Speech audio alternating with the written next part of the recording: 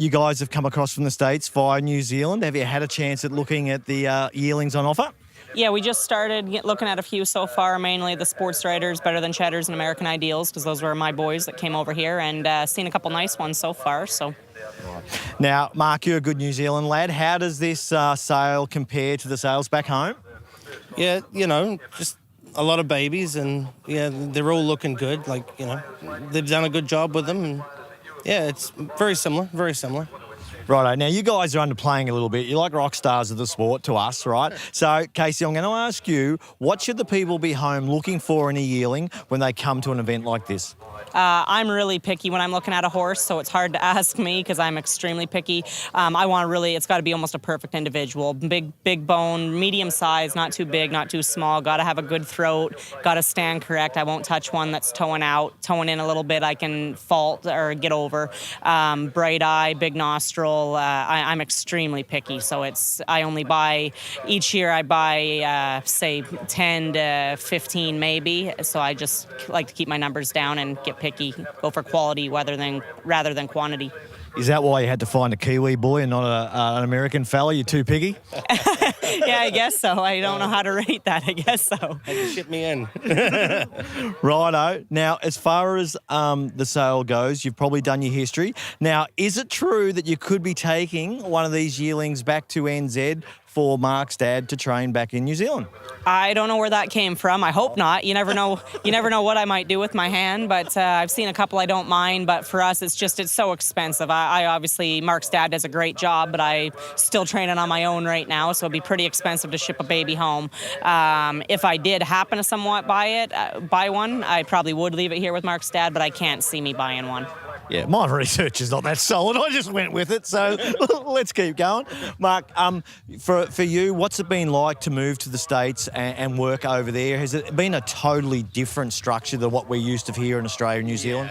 Yeah, even the training side of things, apart from them both being called harness racing, yeah, they're completely different. Yeah, we spend a lot more time slowly maybe bringing the babies into it, where I noticed over here the style is, you want to know what you've got earlier on, and there's a lot more vacations too for them, where the owners more so in North America, they want to know that they're going every week and, they're doing their work, right, as opposed to having vacations. So it's a lot different, yeah. Now, let's just tone it down a little bit. You've had a little bit of a break since you've been here. Have you enjoyed your time over here, and can we expect you back in Australia and New Zealand going forward?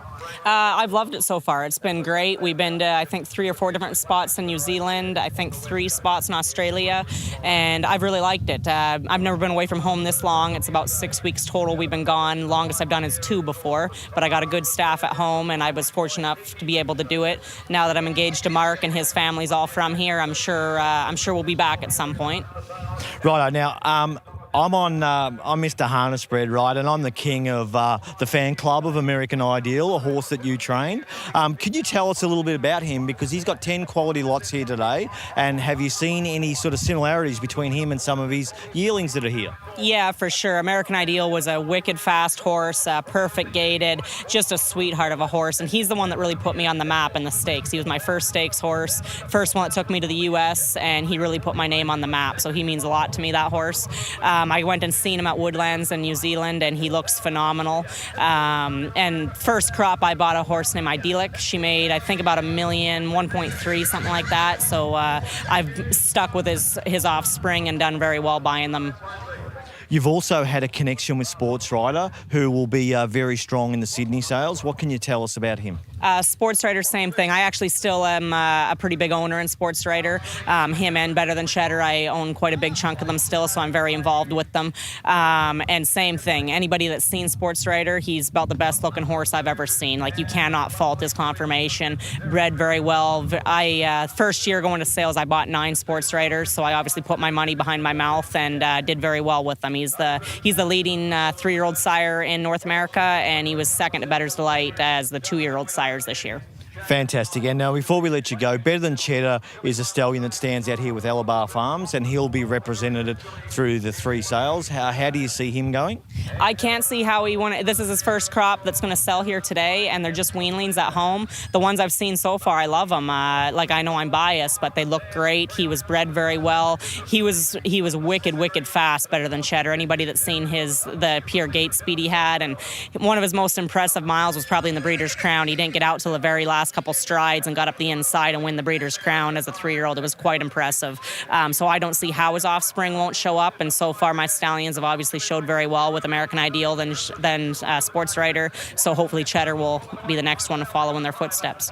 Righto, Mark, we're all about free plugs on APG TV. Tell us a bit about the family business back in New Zealand and how they're going, and have they got any good horses coming through? Yeah, well, Ohaka Punter was second last night in the Hunter Cup there with Anthony Butt driving to Smolder, which, you don't mind finishing second to your uncle, so that's all right. But there's a lot of stock coming on, a lot of nice ones, Actually, Dad's got a Better Than Cheddar there that, of course, Casie likes the look of that one.